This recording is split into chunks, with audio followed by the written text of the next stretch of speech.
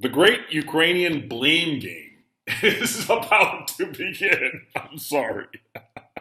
It's just so damn funny, all of these people, these liars, these insane warmongers.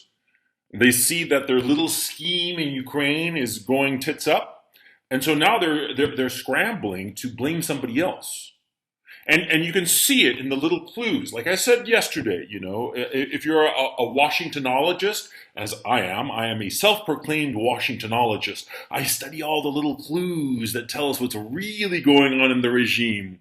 Yeah, well, what's going on is that, see, a day or two ago, the New York Times posted an article saying that the American intelligence services had no idea what was going on in Ukraine, and so far as the military strategy and all the rest of it. They were just like, we have no clue whatsoever, which is a complete and utter bald-faced lie. Because a lot of people have said, Sotovose and some other people on the fringes who have confirmation, who have ins with the people of the narrative, as we should call them. Well, the story is basically that ever since this war started, it's been wire-guided from Washington. Yeah, the overall strategy and the operational factor, the operational strategy of this war has been carried out essentially from the Pentagon. Yeah, absolutely. Somebody in Brussels, is basically the liaise. The Brussels, the NATO headquarters, of course, is the liaise with the Ukrainian armed forces. But the whole thing has been run out of Washington via Brussels. The Ukrainians haven't had really full control of their own army. They haven't. That's pretty much of a fact, okay? Now, at this time, you could say, oh, that's only rumor. Oh, that's not really confirmed. Sources! But we all know better, okay? The catastrophic defense of the Donbass, which has played right into what the Russians were up to, which is the destruction of the Ukrainian armed forces. That's their stated objective. And the whole stand and fight strategy, which was ideated by Washington and implemented by Brussels and carried out by the poor soldiers of the Ukrainian armed forces, well, it's leading to this defeat. And so now everybody's trying to figure out whom to blame. The great Ukrainian blame game.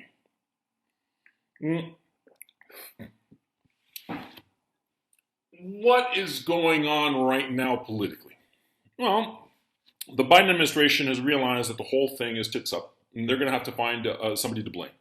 And of course, as typical in all administrations where they have a losing war, they point to the intelligence community, and they say it's an intelligence failure, that the intelligence community didn't really give the political leadership the actual information, and that's why it's all the intelligence community. And this New York Times article is, of course, getting ahead of that narrative because it was obviously leaked by intelligence people in Washington and put it there. And there are going to be more of these little stories saying that the intelligence agencies, they didn't do nothing, And the idea is going to be to blame the Ukrainian armed forces. And the intelligence agencies, pretty soon, in a day or two more, they're going to start saying that, oh, we gave them all the intelligence satellites and all kinds of stuff, and we had these AWACS planes flying around and telling them what to do, and they didn't follow our intelligence, so we're not at fault. They're at fault. They're the ones fighting the war and fucking it up. And so, of course, the Ukrainian armed forces aren't going to stand still for that. And they're going to say, no, it's not us. We wanted to pull out of Severodonetsk or wherever else they're going to be encircled. And it was Zelensky. Zelensky did it. And Zelensky is going to be like, no, it's not my fault. I did what you guys told me to do. It's not my fault. And there's going to be this silent agreement between all of these despicable people. And they're going to blame Zelensky. Now, poor bastard, but I feel no sympathy for him. He's a thief. He's a liar. He's a murderer. He is. He's a guy who claims to be a Democrat who outlaws every opposition political party in Ukraine. Yeah, he's a piece of shit as far as I'm concerned, but he's going to be the sacrificial lamb. You wait now. In the next few days and weeks, as the catastrophe in the Donbass becomes readily apparent, you're going to start to see more and more stories saying how Zelensky is not such a saint. It's not Saint Zelensky, no, because they'll start talking about the fact that he has a $500 million fortune, that he has these mansions in Italy and Miami and wherever else. They're going to start talking about how he's surrounded by neo-Nazis. They're going to be talking about the shit that people like me and the other people in the commentariat have been talking about for months. Okay, the Washington Post and New York Times are all of a sudden going to discover this new information about Zelensky that they had no idea about before. And it's all an effort to shift the blame for this disaster. And the disaster is, of course, the total destruction of the Ukraine nation.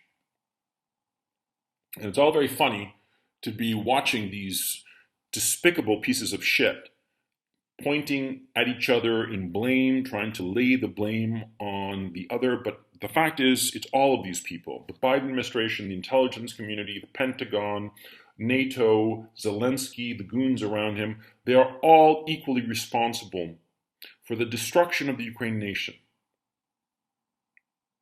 And they are just, running around trying to pin the blame on the other guy when they all carry that burden of guilt equally.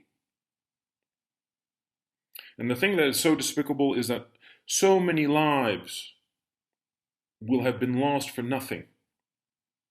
The flower of Ukraine, the young men who are the future of any nation, will have been killed for nothing, for the incompetence and greed and hubris and arrogance of a bunch of people far away from those battlefields.